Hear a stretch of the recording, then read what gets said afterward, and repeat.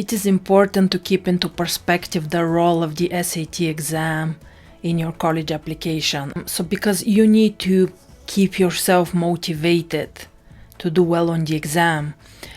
Yes, your extracurricular activities, your projects, showcasing your passion is extremely important in your application, and so are your academic essays. And by the way, you can check out my course on academic essays as well.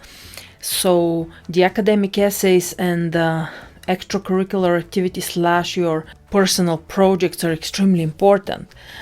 But the SAT has its own purpose, and it is to show the admissions readers your academic potential, because the exam tests concentration abilities, it tests your persistence, right? Because you need to sit for a few months or half a year or even a year studying for this exam, and your logical abilities and so on. And these are all things that you will need in college, simply put.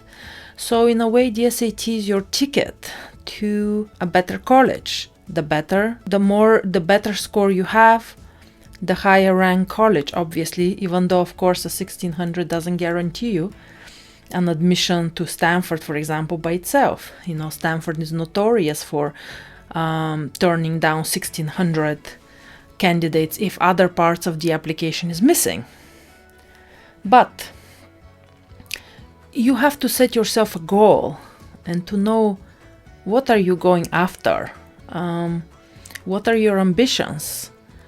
If your ambitions are to get into a top 20 to top 50 school, you would need a score between 1250 and 1350 or something like that. If you want to get into a top 10 school, then we're talking about 1500 or more. Obviously, there are some people that get into top 10 school, let's say with 1460, 1470. That can happen. But of course, you want to be on the safe side. And of course, the bigger challenge is the verbal part.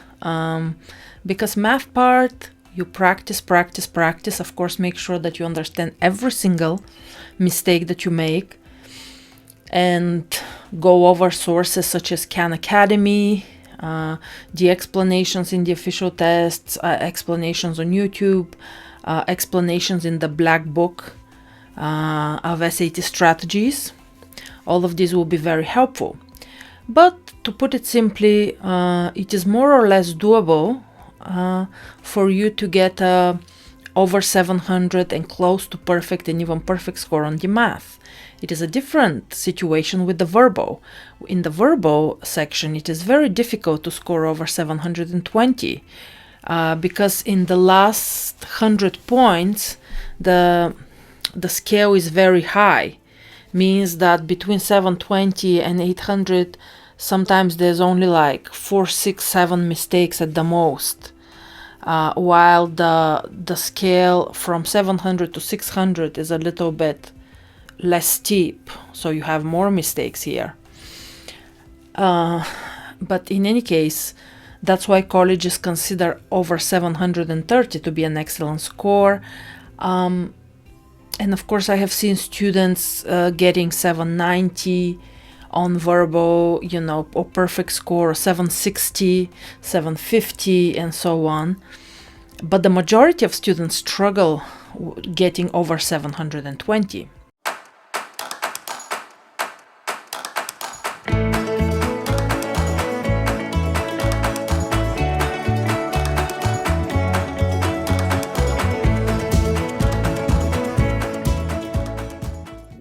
Give yourself a goal and visualize it, what score you would like to make. Of course, just visualization is not gonna get it done for you, but it is your motivation and is something that you are striving towards, and remembering the purpose of this exam, so that when you study, you can be as motivated as possible.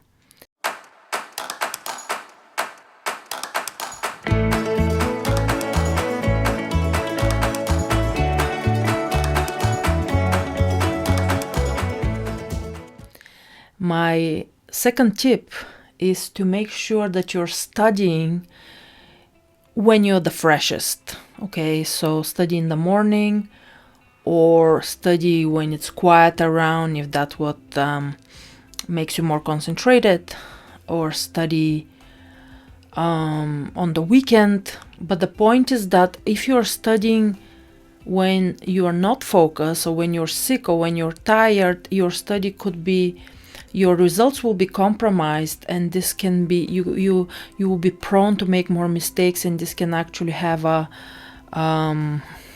contrary psychological effect on you. So your study can be a little bit counterproductive. I mean, obviously, if that's the only time possible, then probably you have to decide. But the best case scenario is that you're prioritizing the SAT in the time that you're studying for it. So let's say if it's February and you know you're taking it in the exam in April, you know that these 2 months or these 2.5 months, the SAT should be a priority. You should be giving it the best time of the day. And then in the other times of the week, you can study for your other things and so on. You have to understand that at every point in life, we have to set some priorities. You cannot be 100% everywhere. So some things have to be your priority. So when you're studying for the SAT, the best thing is to make the SAT your priority and study whenever you feel the freshest, so that because you'll be making less mistakes, and this will keep you motivated to get going. And then you will be able to get it over with this exam as soon as possible, as opposed to drag it on. So your goal is even on the first take to have a maximum result, or at the most on the second take. The best thing is not to drag it on, because you have other things to also focus on. I mean, right now they have postponed the SAT subject tests, which in previous years was a big part of students' preparation. But then that only means that you have one less way to stand out. Because before, my students who got into top 10 programs for engineering, they used to have like 790 or excellent 800 on the SAT subject scores for math, for physics, for biology, because it's not so easy to get that score. So, but nevertheless, now you need this time then to work on independent projects, to take independent classes, to study computer programs if you're applying for computer science, to make research, and so on, because that's how you're going to stand out. So the point being is that while the SAT is very important, you have to study as hard as possible and prioritize it in the shortest possible time, so that you can focus on other things, right? Okay, let's continue and pay attention to everything, and good luck on your coming practice and of course on your exam. I invite you to come and work together with me one-on-one for the highest possible results in the shortest possible time.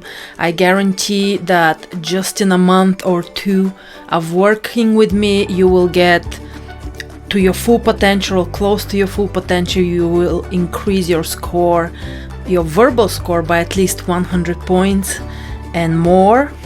You can sign up for a free consultation on my website, www.thecollegemaster.com. This is a completely free, no-fee consultation. I will pay for your first consultation with me, so that we can discuss your values and goals, and we can see whether we are a good match for each other, and so that we can see how we could potentially work together, so that you can score the highest possible score on the SAT and TOEFL exams, as well as work together on your extracurricular activities and projects and your admissions essays, if these are your goals, to submit a top application that is guaranteed to get you in the school of your dreams. Alternatively, you can also sign up for my online classes, which I offer through the Udemy website. You're preparing by yourself, And these online classes also contain some of my best strategies recorded on very easy to watch, fun, entertaining lectures, easy to follow. And please consider subscribing to this channel so that you can stay up to date with all my latest videos and all the information that I post about weekly live streams and other free meetings and events that I offer to students all around the world. I wish you all the best in all your endeavors and especially in your college applications, and I wish you from my heart that you get into the college of your dreams. I'll see you in the next video. Thank you.